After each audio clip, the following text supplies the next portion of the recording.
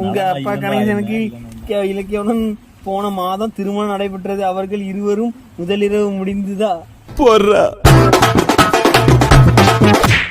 அட பேயில போவான், வாந்தியில போவான், கொள்ளையில போவான் கேளு. எங்க அப்பாவுக்கு அவ வந்து பேத்தி செத்த பையில செத்த அவரு வயசுக்கு எனக்கு பேத்தியா இல்ல எனக்கு வயசு தானங்க. நான் ஒரு 40 போகல போயேன் படி. உங்களுக்கு எப்பொழுது தம்பி பாப்பா பிறக்கும்? எங்க பிள்ளைங்க எல்லாம் பயங்கரம். அதை வந்து இவாள்கிட்ட கூட அப்பா கணேசன் கேப்பா கேட்டு சொல்றோம்.